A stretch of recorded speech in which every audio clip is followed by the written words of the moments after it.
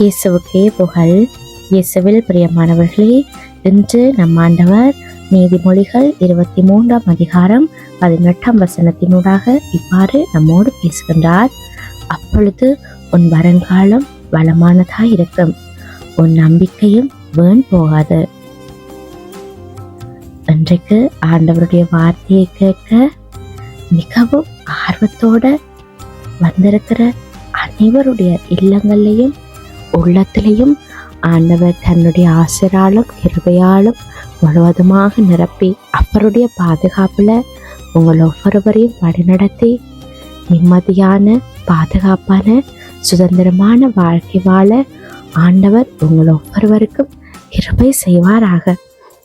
இந்த புதிய நாள்ல ஆண்டவர் நமக்கு பரிசாக தந்திருக்கிற வார்த்தை, இன்று நாங்கள் எப்படி நாளை தொடங்குகிறோம் என்றது தான் இந்த நாள் முழுவதுமாக எங்களுடைய அந்த நாள் நேரம் எப்படி இருக்க போகிறது என்றதை பொறுத்து இருக்கு.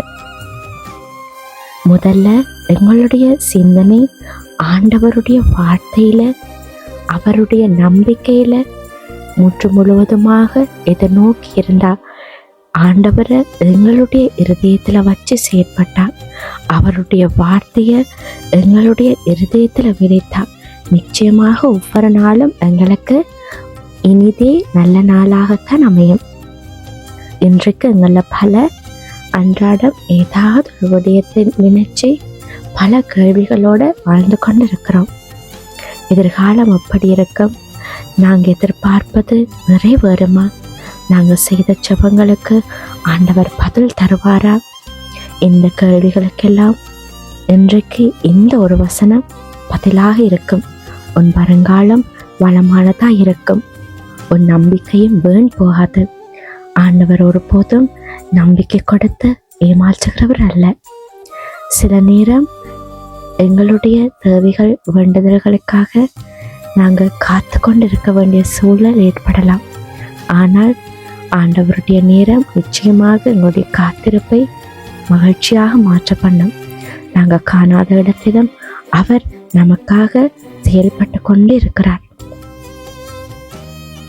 எங்களுடைய நம்பிக்கை ஆழமாக உறுதியாக எங்களுக்குள்ள இருக்குமா இருந்தா நிச்சயமாக நாங்கள் எதிர்பார்த்தது, நாங்கள் நினைத்தது, நாங்கள் விரும்பி ஆசைப்பட்டது எல்லாத்தையும் ஆண்டவர் சரியான நேரத்தில் நமக்கு பெற்றுக் கொடுப்பார்.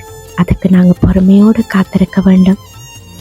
நாங்கள் ஜெபிக்கும் ஒவ்வொரு ஜெபமும் விசுவாசத்தோடு செய்யும் ஒவ்வொரு முயற்சியும் ஆண்டவருடைய நேரத்தில் நிச்சயமாக பலன் கொடுக்கும் கனியாக மாறும்.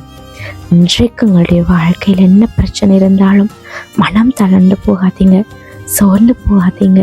குடும்ப பிரச்சனை இருக்கலாம், பொருளாதார சுமை இருக்கலாம், வேலை இல்லாமல் கஷ்டப்பட்டு கொண்டிருக்கலாம், உடல்நல கவலை இருக்கலாம். ஆனால் இந்த காலை ஆண்டவரிடம் உங்கள்கிட்ட சொல்றது ஒன்று மட்டும்தான், என்னுடைய மகனே மகளே, என்னை நம்பி நட, நான் உன் எதிர்காலத்தை ஏற்கனவே ஆயத்தப்படுத்தி கொண்டிருக்கிறேன். உன் நம்பிக்கை நிச்சயமாக ஒரு நாளும் வீண் போகாது. எனவே இந்த நாளை பயத்தோடு இல்லாமல் நம்பிக்கையோடு தொடங்குங்க. குறைகளை அல்ல, ஆண்டவருடைய வாக்குறுதிகளை பேசுங்க. தோல்வியை அல்ல, வெற்றியை எதிர்பார்த்து காத்துருங்க.